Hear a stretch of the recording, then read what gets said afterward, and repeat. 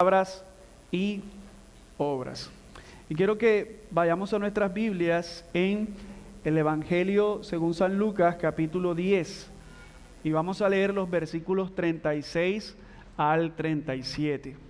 Evangelio de Lucas, capítulo 10, versículos 36 al 37.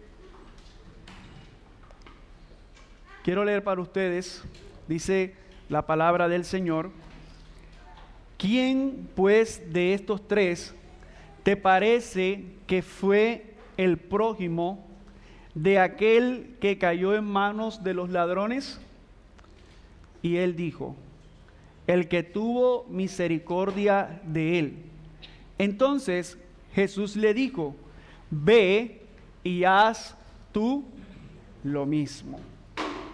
Es una pregunta retórica de nuestro amado Señor a las preguntas que este hombre, el intérprete de la ley, había hecho al Señor al principio. Pero si pensamos un poco, de haber sido nosotros los que tuviéramos que confrontar a este experto, a este abogado de la época de la ley, tal vez la mayoría de nosotros hubiese creado una historia como la siguiente. Y es que un judío con quien el experto de la ley se podía identificar, viene caminando y se encuentra a un hombre muy herido, tirado en el camino, al que le han robado. Este hombre se acerca y se da cuenta que es un samaritano. Sin embargo, a pesar de que el judío, él ve que es un samaritano, él decide, se baja de su animal, él venda muy bien sus heridas y lo lleva a un lugar seguro.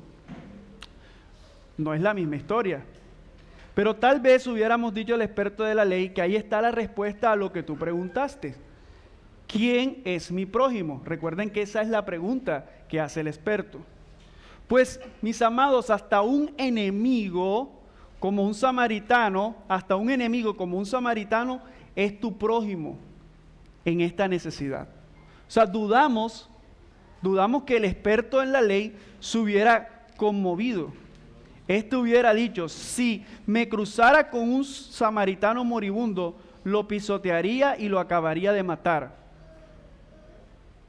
Pero Jesús es un consejero mucho más sabio que cualquiera de nosotros. Él invierte los papeles que uno hubiera esperado de los personajes. Jesús habla de un judío que va caminando, es el que está siendo asaltado por ladrones, queda en un estado moribundo, y el Señor habla de un judío con alguien que este experto de la ley se podía identificar. Luego llega un despreciado samaritano. ¿Qué quiere el judío del samaritano? Por supuesto, ayuda. Y para sorpresa de todos, es el samaritano quien muestra misericordia, quien muestra compasión. ¿Qué vemos de Jesús? Jesús está acorralando a este experto de la ley. Por supuesto, si hubiera estado en el lugar del que yacía moribundo en el camino, hubiera querido la ayuda del viajero, aunque éste fuera samaritano. Mis amados, en un sentido, Jesús está preguntando: ahora, amigo, ¿quién te consideró como su prójimo? Miren la pregunta del Señor en el texto que acabamos de leer. La pregunta es: ¿quién pues de estos tres te parece que fue el prójimo de aquel que cayó en las manos de los ladrones? En otras palabras, ¿quién te consideró como su prójimo? La única respuesta que da este hombre es decir: aquel que tuvo misericordia, aquel que tuvo compasión. De hecho, si ustedes se dan cuenta, en sus labios jamás dice el samaritano. No, él dice que fue el que tuvo compasión. Esta es la conclusión. El Señor le dice: bueno, entonces ve y da como te gustaría recibir. ¿Cómo puedes insistir en actuar de manera indiferente? Jesús responde que el prójimo es aquel que muestra ¿qué? Misericordia. Es posible que al leer la historia, lo primero que llega a nuestra mente es que el prójimo es el que está ¿dónde? En el camino. Pero Jesús está cambiando la perspectiva. Lean nuevamente la pregunta. La pregunta del Señor es: ¿quién pues de estos tres te parece que fue el prójimo? ¿Quién es? El samaritano. Jesús respondió que el prójimo es aquel que muestra misericordia.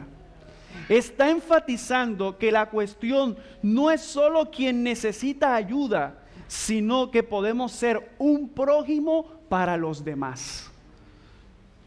Hay un llamado que hace a la iglesia que nosotros seamos prójimos para otros, que seamos cercanos. Se concluye que cada uno debe ser prójimo para aquellos que necesitan ayuda. De esta manera estamos poniendo en práctica el amor hacia el prójimo. El Señor le dice: ve y haz lo mismo. ¿Cómo nosotros podemos ser prójimos de otros? Y lo que queremos mostrar en esta mañana es cómo debe haber un equilibrio en esas palabras y esas obras. Y es que la misericordia tiene impacto en los corazones. Hace que aún quienes son más reacios al Evangelio la reconozcan y la respeten. Nuestras buenas obras glorifican a Dios ante el mundo. Miren lo que dice Mateo, capítulo 5, versículo 16. Así brille la luz de ustedes delante de los hombres, para que vean sus buenas acciones y glorifiquen a su Padre que está en los cielos. Nuestras obras de amor los unos por los otros son nuestro mejor argumento. Un argumento para defender nuestra fe en Cristo. En Juan capítulo 13, en el versículo 35 dice así la palabra del Señor: en esto conocerán todos que sois mis discípulos, si os tenéis amor los unos a los otros. El ministerio de la misericordia dentro de una comunidad cristiana es importante. Eso no debe esconderse, eso se muestra. Y es bello cuando vemos en las Sagradas Escrituras, en el libro de los Hechos capítulo 4, versículo 32, versículo 35. Dice la palabra del Señor: la congregación de los que creyeron eran de un corazón y un alma. Ninguno decía ser suyo lo que poseía, sino que todas las cosas eran de propiedad común. Con gran poder los apóstoles daban testimonio de la resurrección del Señor Jesús, y había abundante gracia sobre todos ellos. No había pues ningún necesitado entre ellos, porque todos los que poseían tierras o casas las vendían, traían el precio de lo vendido y lo depositaban a los pies de los apóstoles, y se distribuía a cada uno según su necesidad. Podemos ver que lo que nos está diciendo que cuando cualquier cristiano tenía una necesidad, los otros ¿qué hacían? Respondían ¿con qué? Con generosidad.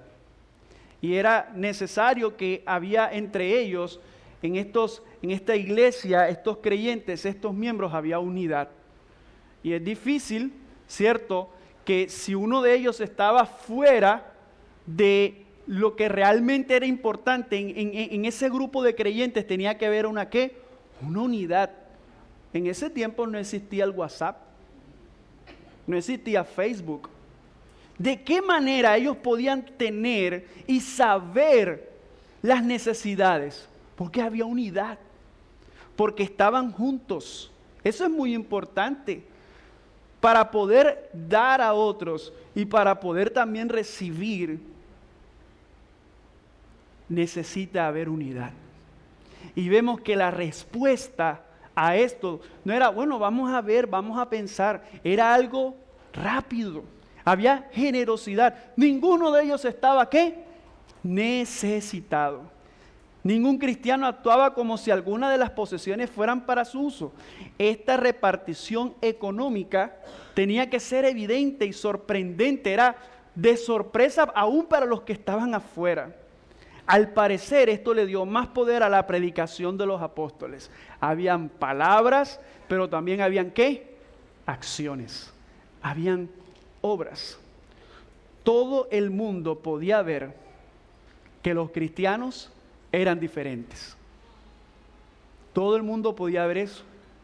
Esta iglesia, estaba allí. Nadie tenía necesidad. Pero miren esto que tal vez lo hemos hablado, y es impactante lo que un emperador romano Juliano en el siglo IV, miren lo que pasó. El emperador romano Juliano en el siglo IV trató de revivir un paganismo que estaba desapareciendo por la propagación del cristianismo. Como parte de su plan, ordenó establecer hospicios en cada pueblo para ayudar a los pobres. Vamos a ayudar a los pobres. Miren lo que decía este emperador. Es deshonroso que mientras que los galileos impíos, para este emperador, estaba hablando de los cristianos, mantienen a los pobres que están entre ellos y también a los nuestros. Todos los hombres ven que a nuestra gente le hace falta nuestra ayuda. Y esto nos recuerda algo.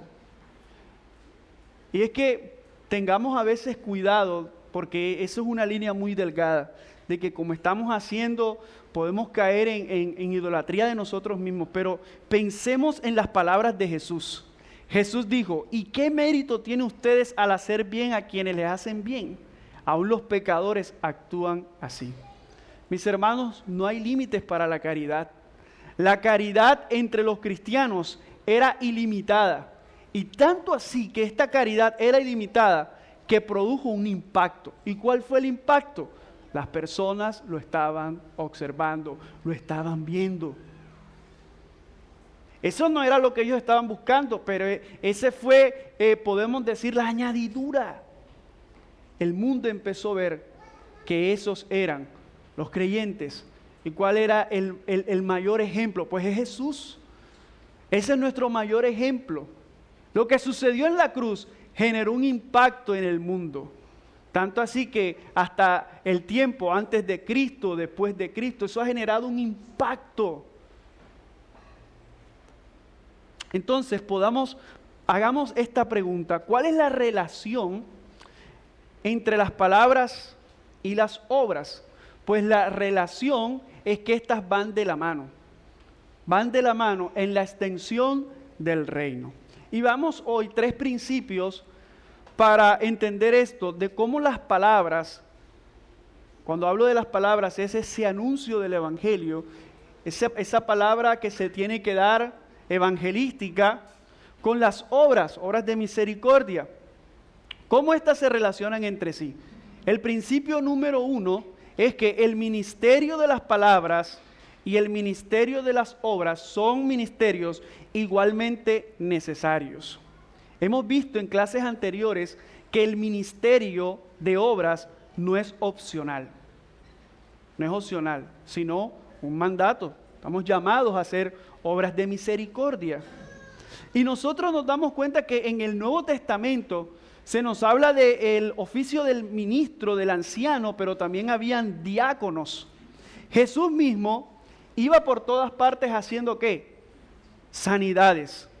Jesús iba por toda Galilea y dice la Escritura, iba enseñando en sus sinagogas, está las palabras, ¿cierto? Está anunciando, está proclamando el evangelio del reino, dice la Escritura. Pero también dice la palabra que iba sanando toda enfermedad y toda dolencia en el pueblo. Jesús vino entonces solamente a hablar. Jesús también vino ¿a qué? A servir. Jesús vino a hablar y también fue un siervo. Y ese es el llamado que nosotros tenemos como iglesia. La iglesia también está capacitada para hablar y para servir. Es lo que dice el apóstol Pedro en 1 de Pedro 4:11. Dice, el que habla, que hable conforme a las palabras de Dios. El que sirve, que lo haga por la fortaleza que Dios da. Para que en todo Dios sea glorificado mediante Jesucristo, a quienes pertenecen la gloria y el dominio por los siglos de los siglos. Amén. Hablar es importante, pero también ¿qué es? Hacer. Pero al final, el texto termina mostrándonos que no es la gloria de nosotros, sino es para la gloria de ¿quién? Del Señor. Es para que el reino se extienda, que el reino siga extendiéndose y muchos llegan por la palabra, pero también por el hacer. Mis hermanos, algunos creen que el evangelismo es más importante que la misericordia. Y algunos pueden usar la misericordia solo para evangelizar. Pueden pensar que se realizan obras buenas para atraer a las personas a Cristo. Se utilizan programas de ayuda social para identificar a quienes evangelizarán. Pero hay que tener un cuidado en esto. Porque el verdadero ministerio de misericordia debe ser motivado por la gloria de Cristo, por el amor del Señor y no por la recompensa, no por los resultados. Si nosotros en los textos que hemos leído y que hemos dado durante toda la clase, según Lucas 6:35 y 1 de Juan 3:17, es que nosotros debemos ayudar sin esperar nada a cambio. Debemos ayudar sin esperar nada a cambio. ¿Qué quiere decir esto? Eso es un pensamiento. Algunas usan la misericordia para evangelizar, pero realmente esto no significa que al hacer misericordia estemos anunciando el evangelio. Si solamente se queda con entregar algo y no se anuncia la verdad, la buena noticia, no hicimos nada. Si alguien necesita entender el camino hacia la salvación, ¿qué hacemos? Se lo compartimos. Si alguien necesita eso, porque es importante. Pero si alguien necesita ayuda médica, ¿qué vamos a hacer? Le ayudamos. Si alguien necesita alimentación, estamos hablando de alguien que Dios te ha colocado ahí, necesitas hacer las dos cosas. Necesitas compartirle el evangelio y también ayúdalo. Al amar a alguien, debemos compartir el evangelio y atender a sus necesidades básicas, ya que la reconciliación con Dios es fundamental. Amamos y ayudamos porque realmente esa persona nos importa. Pero también otros creen que el evangelismo es importante que la misericordia, queriendo decir que la misericordia solo se puede ofrecer en ciertas circunstancias. Recuerden que el principio 1 es que tanto la misericordia, las palabras y las obras son igualmente necesarias. Pero muchas veces se puede pensar que la misericordia solo se ofrece en algunos momentos. Quiere decir que se reconoce como algo importante, pero se debe considerar cuando haya tiempo y cuando hayan recursos. Es un pensamiento de algunos. Sin embargo, mis hermanos, el hecho de no poder costear el ministerio de misericordia no es una excusa válida. No es que ahora no hay, no lo podemos hacer. Porque la iglesia no puede argumentar lo mismo relacionado con ese mandato evangelístico. Aunque la iglesia no tenga recursos para cumplir completamente con el mandato de llevar el evangelio a toda criatura, esto no impide que se hagan esfuerzos con los recursos disponibles. De manera similar, no cumplir con el mandato de la misericordia solo porque no se tienen suficientes recursos es igualmente inapropiado. En esto, el Señor nos ayude. tener discernimiento, porque actuamos en el poder del Espíritu Santo. Recordemos que nuestro corazón es engañoso y por eso es necesaria la ayuda del Espíritu Santo. Y por la Escritura vemos el ejemplo de nuestro amado Señor. Las iglesias por eso están llamadas a usar los recursos que tienen, pero que los usen de manera sabia y obediente, para cumplir con el ministerio de anunciar el Evangelio, de predicar el Evangelio, pero también con el ministerio de misericordia, de vivir el Evangelio. Ambos son requerimientos divinos. La excusa de no poder costearlo, no, es que ahora no hay plata, es en realidad algo superficial. No refleja el compromiso de un verdadero creyente.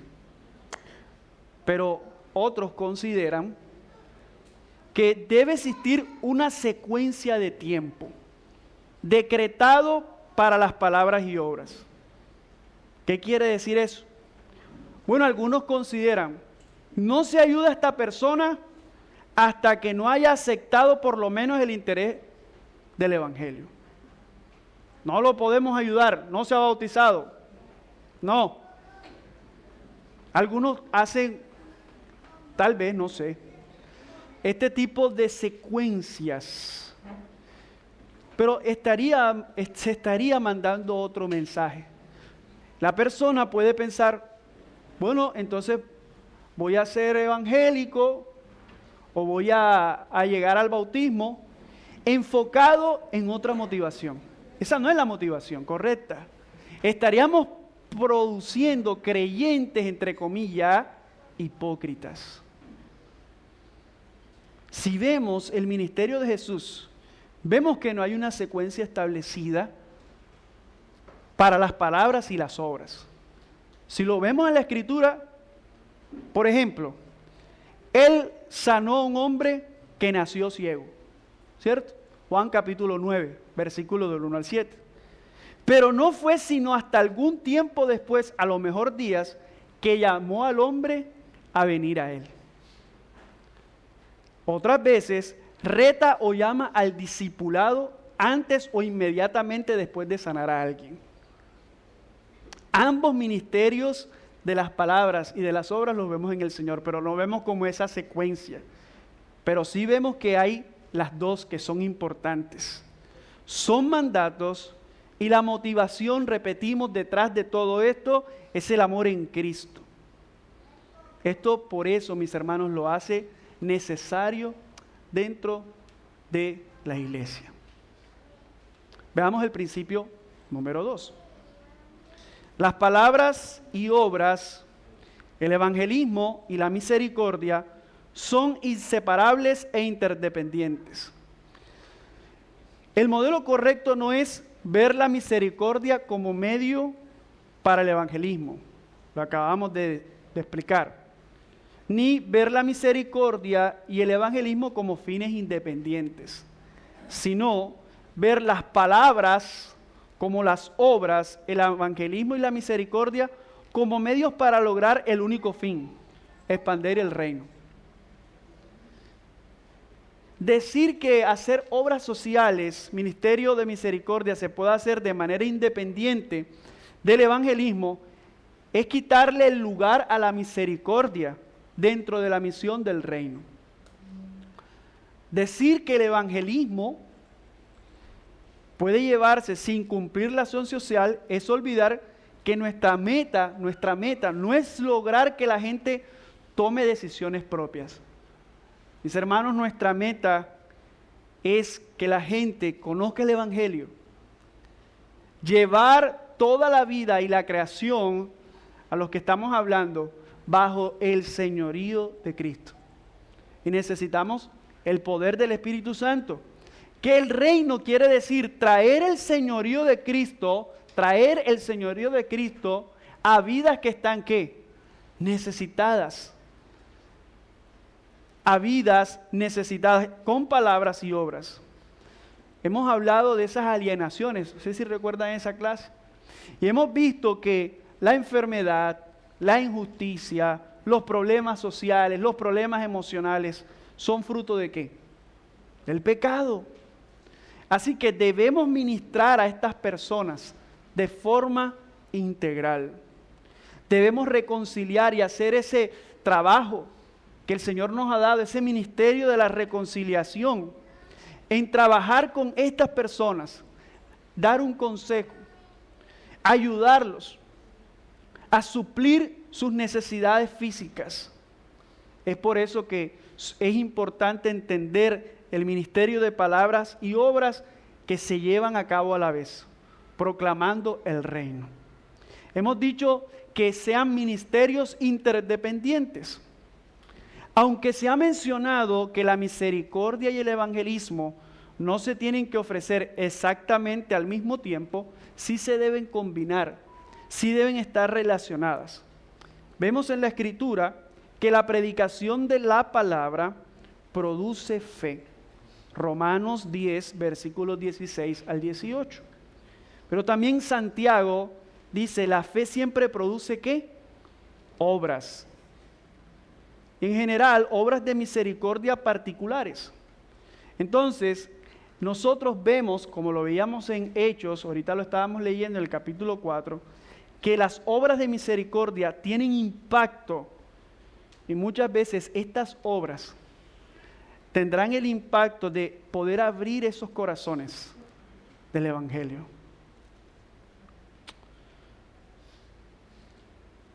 El principio número 3. Mis hermanos, hay algo muy importante que no debemos dejar de lado.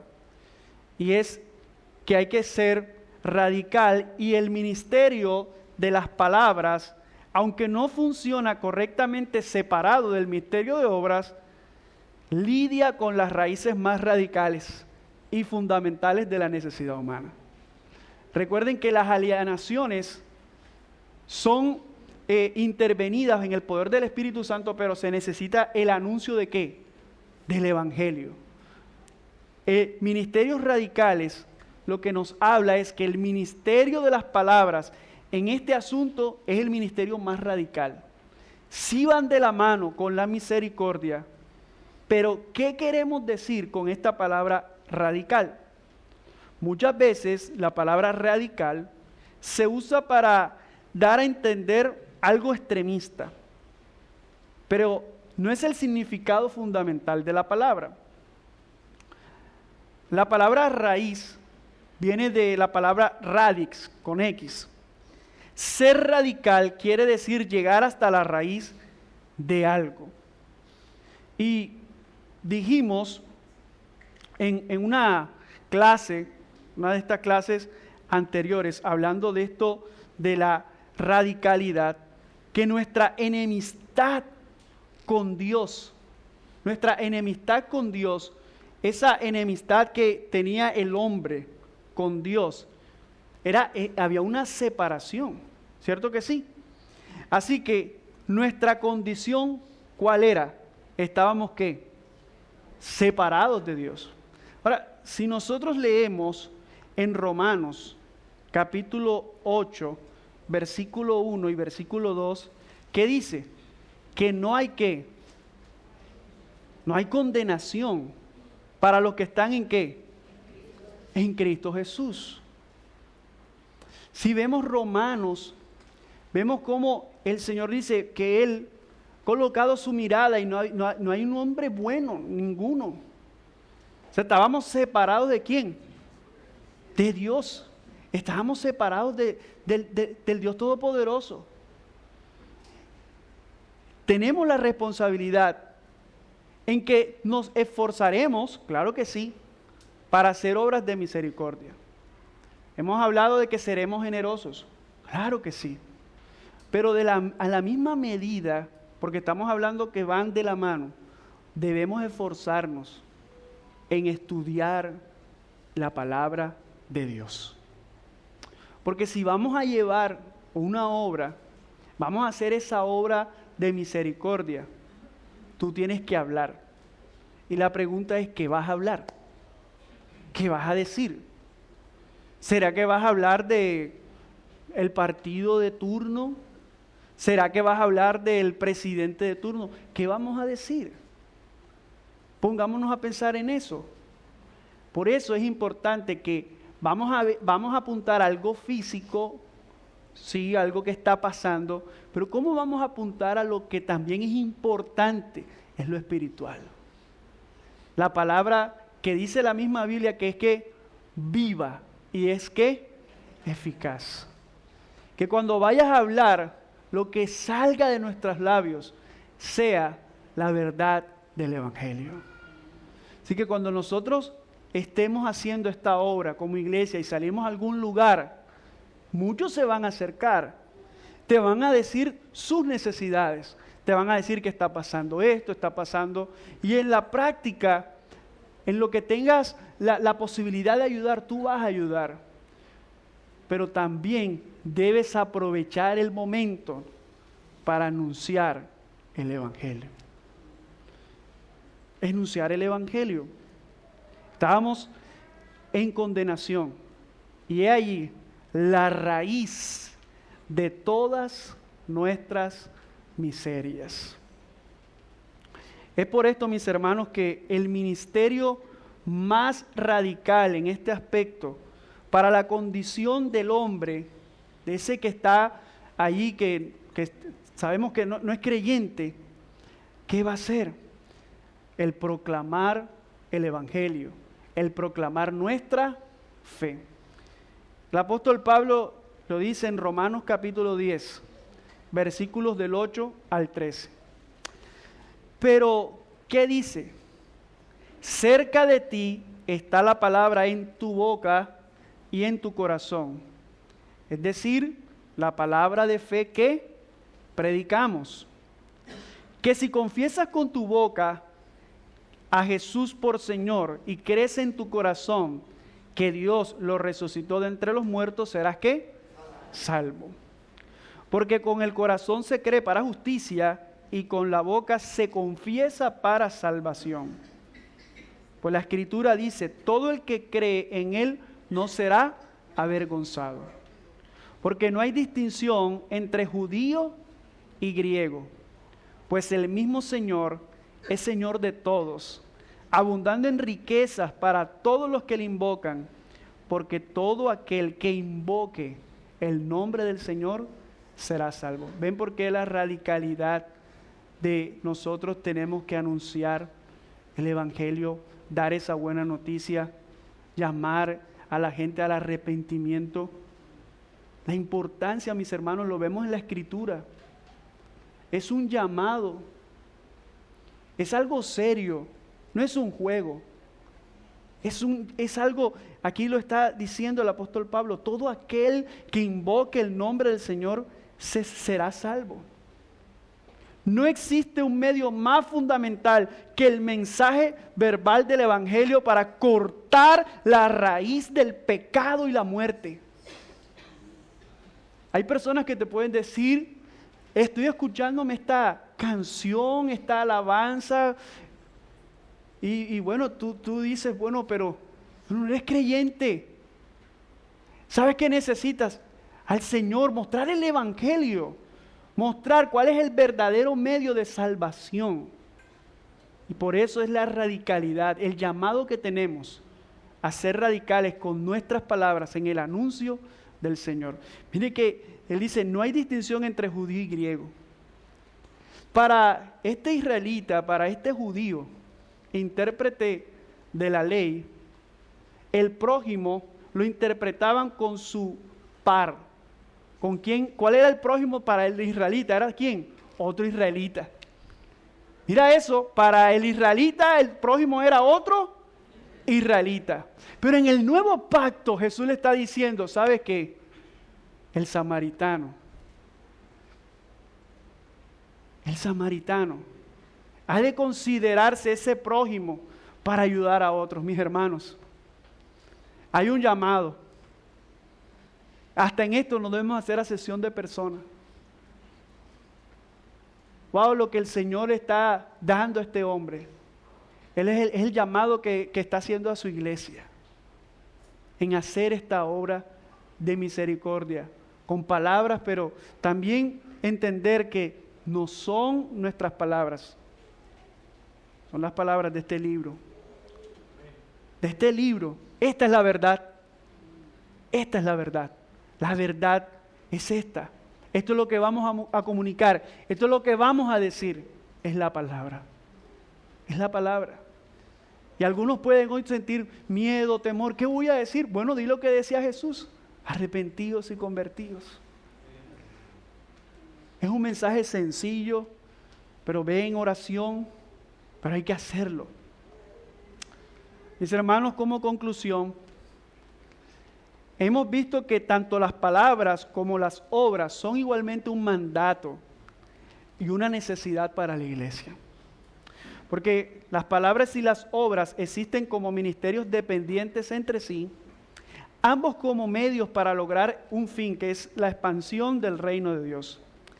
Pero el ministerio de las palabras, recuerden, es el más radical y básico en los dos ministerios, en el sentido de que va a la raíz de todos los problemas del hombre. Ahora, ¿qué quiere decir esto en términos prácticos? Pues muchas veces la experiencia muestra que podemos reconocer la necesidad de ambos ministerios, pero puede ser difícil para un grupo de cristianos enfocarse en los dos por igual y al mismo tiempo. Vamos a utilizar un ejemplo. Pasa un vendaval en la ciudad. Un árbol cae encima de la casa de un incrédulo que vive cerca de la iglesia. ¿Qué hacemos? ¿Enviaríamos primero al equipo evangelístico? Claro que no. Vamos y quitamos el árbol. Le ofrecemos refugio y comida a la familia. En este momento, ¿qué fue lo primero? Pues atender la necesidad. Tal vez esto es un ejemplo extremo que vemos que en este caso realmente la misericordia fue prioritaria, fue importante. Pero no debemos dejar de lado que tenemos que anunciar ¿el qué? El Evangelio. Por eso la mayoría de situaciones no serán muy fáciles de discernir. Por ello reconocemos y hoy expresamos la importancia de una planificación cuidadosa, una evaluación constante, pero que no nos quedemos planificando ni evaluando, sino que tenemos que actuar para estar seguros que el ministerio de la palabra y las obras están incluidas en la vida de la iglesia. En la iglesia bíblica de la ciudad, por la gracia del Señor, hemos sido llamados ¿a qué? A anunciar el Evangelio. Muchos cuando entran, ven y le toman fotos, porque nos impacta, ¿cierto? Pero también hemos visto el vivir el Evangelio, el ministerio de las palabras, el ministerio de las obras, como iglesia. Pero que eso no quede en una foto, sino que eso quede en la vida práctica. Que la foto te aseguro que se va a borrar, se va a perder. Pero esta palabra es viva y hoy el Señor nos las está recordando. Iglesia, que la vivamos en completa unidad, centrados en el Evangelio, para ejecutar obras de misericordia donde la gloria sea de nuestro Señor, siendo instrumentos en sus manos. Cuando leía lo del prójimo, me impactaba que el mayor prójimo que nosotros tenemos fue el Señor, que se acercó a nosotros. Él es quien nos debe motivar a hacer las obras, pero anunciar el Evangelio. Y si alguien aquí que no conoce al Señor, te presentamos al prójimo mayor y más grande de la historia, que es Jesús. Se llama Jesús, que nos dijo: arrepentido, arrepiéntete y conviértete. Mis hermanos, tenemos que obedecer al Señor. Damos gracias a Dios por su palabra. Oremos, mis hermanos.